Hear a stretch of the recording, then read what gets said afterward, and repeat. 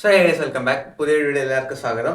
നമ്മളിപ്പോൾ ഈ വീഡിയോ നോക്കാൻ പോകുന്നത്, നിങ്ങൾ കടയിൽ പോകുമ്പോഴല്ലേ ഫോൺ വാങ്ങാൻ നേരത്തെ നിങ്ങൾ കേട്ടിട്ടുണ്ടാവും, ഈ ഫോണിൽ 3 നാനോമീറ്റർ ചിപ്പ് ഉണ്ട്, ഈ ഫോണിൽ 5 നാനോമീറ്റർ ചിപ്പ് ഉണ്ട്, ഈ ഫോണിൽ 10 നാനോമീറ്റർ ചിപ്പ് ഉണ്ട്. ശരിക്കും ഇത് എന്താ, ഇതും കൊണ്ട് ഉപയോഗം എന്താ? ഇത് വെച്ച് നമ്മുടെ ഫോണിൻ്റെ സ്പീഡ് കൂടുമോ?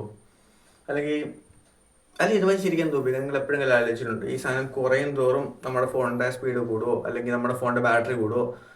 പക്ഷേ ഇതിലൊക്കെ ശരിക്കും എന്തെങ്കിലും സത്യം ഉണ്ടാവുമോ? അപ്പോൾ നമുക്ക് ഡീറ്റെയിൽ ആയിട്ട് സിമ്പിളായിട്ട് ഫണ്ണിയായിട്ട് നോക്കാം. അപ്പോൾ നേരെ വീഡിയോ ഇട്ടോ. സോ കംപ്ലീറ്റ് ആയിട്ട് വീഡിയോയിൽ പോകുന്നതിന് മുമ്പ് രണ്ട് കാര്യം.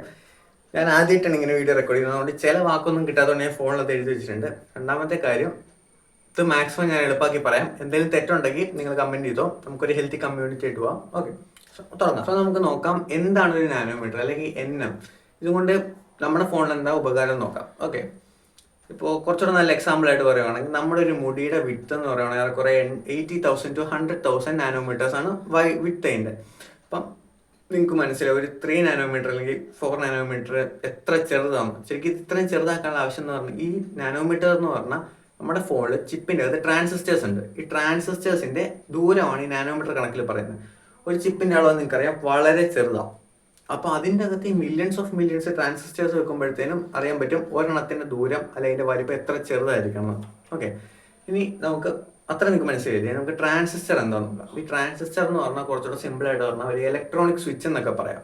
എന്ന് പറഞ്ഞാൽ നമ്മുടെ ഇലക്ട്രിസിറ്റി എന്ന് പറഞ്ഞാൽ ബോഡി കൂടെ പോകുന്ന ഇലക്ട്രിസിറ്റി കൺട്രോൾ ചെയ്യുന്നതാണ് ഈ സ്വിച്ച്. അതുപോലെ തന്നെ എവിടെയാണ് ഈ ട്രാൻസിസ്റ്റേഴ്സ് വെച്ചിരിക്കുന്നത് അതാലോചിക്കുകയാണെങ്കിൽ, നമ്മുടെ ചിപ്പില്ലേ, നമ്മുടെ പ്രോസസ്സറിൻ്റെ ഒക്കെ ചിപ്പിൻ്റെ അകത്ത് ഒരു സിലിക്കൺ ലെയർ ഉണ്ട്. അതിൻ്റെ അകത്താണ് ഈ ട്രാൻസിസ്റ്റേഴ്സ് ഇങ്ങനെ വെച്ചിരിക്കുന്നത്. അതിനെ പറയുന്ന പേരാണ് SOC, സിസ്റ്റം ഓൺ ചിപ്പ്. ഞാൻ പേഴ്സണലി ഒരു കാര്യം പറയാം, ഞാൻ ഈ SOC ആദ്യമായിട്ട് കേട്ടപ്പോഴത്തേനും ഞാൻ വിചാരിച്ചത് അതൊരു സ്നാപ്ഡ്രാഗൻ്റെ പ്രോസസ്സറാണ്. ഓക്കെ, സോ അങ്ങനെയല്ല, നിങ്ങൾ ആരും അങ്ങനെ വിചാരിക്കുന്നുണ്ട്, അതല്ല. ഇതിൻ്റെ ഫുൾ ഫോം ആണ് സിസ്റ്റം ഓൺ ചിപ്പ്. ഓക്കെ, അങ്ങനെ ഈ പ്രോസസ്സിനെ പറയുന്ന പേരാണ് ഫോട്ടോ ലൈറ്റോഗ്രഫി. അതെന്ന് പറഞ്ഞാൽ നമ്മൾ ഈ ചില ലൈറ്റൊക്കെ വെച്ച് സർക്യൂട്ടും കെമിക്കൽസ് ഒക്കെ വെച്ച് സർക്യൂട്ട് ഉണ്ടാക്കില്ല, ആ സെയിം പ്രോസസ്സാണ് ഇവിടെ ഉപയോഗിക്കുന്നത്. പക്ഷെ കുറച്ചുകൂടെ കോംപ്ലിക്കേറ്റഡാണ്. കാരണം എന്താണെന്ന് വെച്ചാൽ, ഇതെന്ന് പറഞ്ഞാൽ ഭയങ്കര മൈക്രോസ്കോപ്പിക്കാണ്. കാരണം ഒരു ചിപ്പിൽ തന്നെ ബില്യൺസ് ഓഫ് ട്രാൻസിസ്റ്റേഴ്സ് വെക്കണമെങ്കിൽ തന്നെ ഒന്ന് ആലോചിക്കാതെ ഒരെണ്ണം എത്ര മൈക്രോസ്കോപ്പിക് ആയിരിക്കണം എന്ന്. സോ അതുകൊണ്ട് നമുക്ക് ഡിസ്റ്റൻസ് കുറയും തോറും നമുക്ക് കൂടുതൽ ട്രാൻസിസ്റ്റേഴ്സ് വെക്കാൻ പറ്റും. ഓക്കെ, അപ്പം ഇത്ര നിങ്ങൾക്ക് മനസ്സിലായില്ലേ ഒരു ട്രാൻസിസ്റ്റർ എന്താ, അത് എന്തിനാണ് അവിടെ വെക്കുന്നത്, എവിടെയാണ് വെക്കുന്നത്. സോ ഇതിന് നമുക്ക് നോക്കാം എന്തുകൊണ്ടാണ് ചെറുതാവും തോറും ഈ നാനോമീറ്ററിൻ്റെ അളവ് ചെറുതാവും തോറും നമ്മുടെ സ്പീഡ് കൂടുന്നതെന്ന്. ഓക്കെ, സോ അതിനായിട്ട് ഞാൻ 2 എക്സാമ്പിൾ പറഞ്ഞുതരാം. ഇതൊരു 10 നാനോമീറ്റർ ആണെന്ന് വിചാരിച്ചോ, ഇതൊരു 3 നാനോമീറ്റർ. ഓക്കെ, സോ 10 വെച്ച് നോക്കുമ്പോൾ 3 എന്ന് പറഞ്ഞാൽ 7 ഡിഫറൻസ് അവിടെ വരുന്നുണ്ട്. ഒന്നുകൂടെ കേട്ടോ, ഇത് 10 നാനോമീറ്റർ. ശരി, ഇത്ര ഇല്ലെന്നറിയാം. ഒരു എക്സാമ്പിൾ ആയിട്ട് ഇത് 3 നാനോമീറ്റർ. ഈ 10 നാനോമീറ്റർ എന്ന് പറഞ്ഞാൽ 2 ട്രാൻസിസ്റ്റേഴ്സ് തമ്മിലുള്ള ഡിസ്റ്റൻസ് ആണ് ഈ 10 നാനോമീറ്റർ എന്ന് പറഞ്ഞാൽ. ഇവിടുന്ന് ഇത്രയും ഭാഗം എനർജി ട്രാൻസ്ഫർ ചെയ്യണം, അല്ലെങ്കിൽ ഇലക്ട്രിസിറ്റി പാസ് ചെയ്യണം. അപ്പോഴത്തേനും ഇത്രയും ഭാഗത്തുനിന്ന് എവിടെയെങ്കിലുമൊക്കെ ആയിട്ട് എനർജി ലോസ് വരും. പക്ഷേ 3 നാനോമീറ്ററിലോട്ട് വരുമ്പോഴത്തേനും എനർജി ലോസ് കുറവായിരിക്കും. വരത്തില്ല എന്നല്ല, കമ്പാരിറ്റീവ്ലി 10 നാനോമീറ്റർ വെച്ച് നോക്കുമ്പോൾ 3 നാനോമീറ്റർ വളരെ കുറവായിരിക്കും. ഓക്കെ, അതുകൊണ്ട് തന്നെ നമുക്ക് കൂടുതൽ എഫിഷ്യൻസി കിട്ടും. അതാണ് പറയുന്നത് 3 നാനോമീറ്റർ ഉള്ള ചിപ്പ് 5 നാനോമീറ്ററേക്കാളും കുറച്ചുകൂടി എഫിഷ്യൻ്റ് ആണ്. അതുപോലെ തന്നെ നമ്മുടെ ബാറ്ററി ഇത് ശരിക്കും ബാധിക്കുമെന്ന് ചോദിച്ചാൽ ഇല്ല, എന്നാലും ലോങ് ടേമിൽ ഇത് അത്യാവശ്യം നന്നായിട്ട് ബാധിക്കും. എന്താണെന്ന് വെച്ചാൽ, ഇപ്പം 10 നാനോമീറ്ററിൽ ഇത്രയും ട്രാവൽ ചെയ്യുമ്പോൾ ഞാൻ നേരത്തെ പറഞ്ഞ പോലെ എനർജി കുറച്ച് ലോസ് ആവും. ഓക്കെ, അപ്പോൾ 3 നാനോമീറ്ററിൽ കുറവായിരിക്കും. ഈ എനർജി ലോസ് ആവുന്നതോറും നമ്മുടെ ബാറ്ററിയിൽ നിന്നാണ് ഈ പവർ മൊത്തം വലിക്കുന്നത്. അപ്പോൾ ഒത്തിരി ലോസ് വരുമെന്ന് ചോദിച്ചില്ല, ചെറിയ രീതിക്കൊക്കെ ലോസ് വരും. പക്ഷെ അത് ലോങ് ടൈമിൽ നിങ്ങൾക്ക് അറിയാൻ പറ്റില്ല, ഷോർട്ട് ടൈമിൽ ഒന്നും അറിയാൻ പറ്റില്ല. ഓക്കെ, അതുകൊണ്ടാണ് പറയുന്നത് 10 നാനോമീറ്റർ ചിപ്പിനേക്കാൾ എപ്പോഴും 3 നാനോമീറ്റർ ചിപ്പാണ് നല്ലതെന്ന് പറഞ്ഞാൽ. തെർമലി നല്ലതായിട്ട് അവർ പ്രോഗ്രാം ചെയ്തിട്ടുണ്ടാവും. അതുപോലെ തന്നെ പല കാര്യങ്ങൾ അത് ബേസ് ചെയ്തിരിക്കും. അതുപോലെ തന്നെ വേറൊരു കാര്യം നമ്മൾ നോക്കുകയാണെങ്കിൽ, എൻ്റെ കയ്യിലൊരു 5 നാനോമീറ്ററിൻ്റെ വളരെ ഒപ്റ്റിമൈസ്ഡ് ആയിട്ടുള്ള വെൽ സ്ട്രക്ചേർഡ് ആയിട്ട് ചിപ്പ് ഉണ്ട്.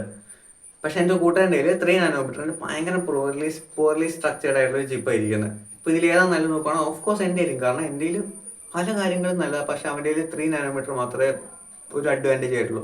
അപ്പോൾ അങ്ങനെ കുറച്ച് കാര്യങ്ങളൊക്കെ ബേസ് ചെയ്തിരിക്കുക അത്. ഓക്കെ, സോ ഇത്രയും പറഞ്ഞാൽ നിങ്ങൾക്ക് മനസ്സിലായില്ലേ അപ്പോൾ എന്താണ് ട്രാൻസിസ്റ്റർ, എന്തിനാണ് ഉപയോഗിക്കുന്നത്, എവിടെയാണ് ഉപയോഗിക്കുന്നത്, അതിൻ്റെ വ്യത്യാസം നമ്മൾ നോക്കി. ഇനി നമുക്ക് നോക്കാനുള്ളത് മൂർസ് ലോ എന്ന് പറഞ്ഞാൽ, കറക്റ്റ് സ്പെല്ലിംഗ് ആണെന്ന് അറിയത്തില്ല, ഞാൻ ഇവിടെ കൊടുത്തേക്കാം. ഇതെന്ന് പറഞ്ഞാൽ ഇതൊരു കണക്ക് എന്ന് പറഞ്ഞാൽ ഓരോ വർഷം കഴിയുന്നതോറും നമ്മുടെ നമ്മുടെ ചിപ്പിലുള്ള ട്രാൻസിസ്റ്റേഴ്സിൻ്റെ അളവ് ഇരട്ടി ആയിക്കൊണ്ടിരിക്കുന്നതാണ് ഈ ലോ പറയുന്നത്. ഇതൊരു ഹിസ്റ്ററി ആയിട്ട് ഇങ്ങനെ പോയിക്കൊണ്ടിരിക്കുമായിരിക്കും. ഇനി നമുക്ക് കുറച്ച് ചിപ്പിന്റെ കണക്ക് നോക്കാം. എന്ന് പറഞ്ഞാൽ 2016 10 നാനോമീറ്റർ ചിപ്പായിരുന്നു എന്ന് പറഞ്ഞാൽ പലർക്കും അറിയാം സ്നാപ്ഡ്രാഗൺ 835. 2019 ആയപ്പോൾ അത് 7 നാനോമീറ്ററിലോട്ട് പോയി. 7 നാനോമീറ്റർ ആകുമ്പോഴത്തേനും A13 ബയോണിക്കും വരും, സ്നാപ്ഡ്രാഗൺ 855 വരും. പിന്നെ 2021-22 സമയത്ത് 5 നാനോമീറ്റർ ആയിരുന്നു, അത് A14 സ്നാപ്ഡ്രാഗൺ 888. അതൊക്കെ one of A kind processors ആയിരുന്നു. ഇപ്പോൾ കറന്റ് നിൽക്കുന്നത് 3 നാനോമീറ്ററിന്റെ ആപ്പിളിന്റെ 70 Pro Maxൽ വരാൻ പോകുന്ന സീരീസ് ഇപ്പോൾ 16 ആ സീരീസിൽ 3 നാനോമീറ്റർ ചിപ്പ് ഉപയോഗിക്കുന്നത്. പിന്നെ നിങ്ങൾ അറിയേണ്ട വേറൊരു കാര്യം എന്താണെന്ന് വെച്ചാൽ ഈ ട്രാൻസിസ്റ്റേഴ്സ് ഈ നമ്പേഴ്സ് കുറച്ച് വരുന്ന അത്ര എളുപ്പമൊന്നുമില്ല. നിങ്ങൾ വിചാരിക്കുന്ന പോലെ എല്ലാ കമ്പനീസിനും ചെയ്യാൻ പറ്റില്ല. ഇപ്പം മെയിനായിട്ട് വർക്കാവുന്ന കമ്പനീസ് മറ്റേ TSMC, ആപ്പിള്, സാംസങ്, ഇന്റൽ അങ്ങനത്തെ കുറച്ച് കമ്പനികൾ മാത്രമേ ഇതിപ്പോൾ ചെയ്യുന്നുള്ളൂ. കാരണം വേറൊരു കാര്യം കൂടെ പറയാം. ഇത് കാരണമാണ് നമ്മുടെ ചില സ്മാർട്ട് ഫോൺസിന്റെ വില കൂടുതൽ ഈ കുറേ തോറും വില കൂടുന്നത്. കാരണം ഒരു ചിപ്പിൽ വെക്കാവുന്ന ഒരു പരിധിയുണ്ട്. ഇപ്പൊ 3 നാനോമീറ്റർ ഇത് 2 ആക്കാന്നൊക്കെ പറഞ്ഞാൽ വളരെ പാടാണ്, ഭയങ്കര കോംപ്ലക്സ് അത്.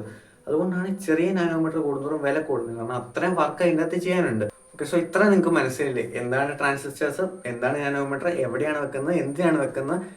വേറെ കുറെ തരക്കേടില്ലാത്ത രീതി പറഞ്ഞു ഒപ്പിച്ചെന്ന് തോന്നുന്നു. നിങ്ങൾക്ക് ഇത്രയും മനസ്സിലായെന്ന് വിചാരിക്കുന്നു. എന്തെങ്കിലും തെറ്റുണ്ടെങ്കിൽ കമന്റ് ചെയ്തോ. ഇനി നമുക്ക് എന്തെങ്കിലും പ്രശ്നമുണ്ടോ നോക്കാം. ഇനി നിങ്ങൾ വിചാരിക്കേണ്ടത് എന്താണെന്ന് വെച്ചാൽ എപ്പോഴും ഓർക്കേണ്ട കാര്യം, ഒരു ഫോൺ വാങ്ങാൻ പോകുമ്പോൾ ഒരിക്കലും എൻ്റെ ഫോണിൽ 3 നാനോമീറ്റർ ഉള്ളൂ, എൻ്റെ ഫോണിൽ 4 നാനോമീറ്റർ ഉണ്ട്, അപ്പോൾ അവനേക്കാൾ ഒത്തിരി സ്പീഡ് കൂടുതലാണ് എൻ്റെ എന്ന് വിചാരിക്കരുത്. അവിടെ തെറ്റുണ്ട്. കാരണം ഞാൻ നേരത്തെ പറഞ്ഞ പോലെ അത്യാവശ്യം നല്ല സ്ട്രക്ചർ അവൻ്റെ 3-4 നാനോമീറ്റർ ഉണ്ടെങ്കിൽ 3 നാനോമീറ്റർ എന്തായാലും ഔട്ട് പെർഫോം ചെയ്യും 4 നാനോമീറ്റർ. സോ അതെന്തായാലും എപ്പോഴും ഓർത്ത് വെക്കണം. അതുപോലെ തന്നെ കോസ്റ്റ് കൂടിക്കൊണ്ടിരിക്കും, അതിനനുസരിച്ച് എഫിഷ്യൻസിയും കൂടും.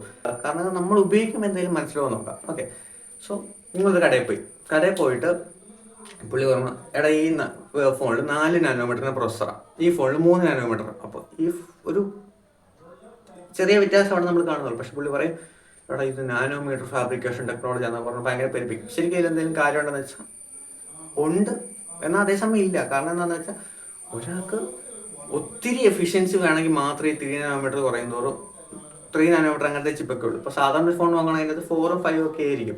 It's okay. എഫിഷ്യൻസി കൂടുന്തോറുമാണ് നാനോമീറ്റർ കുറയുന്നത്.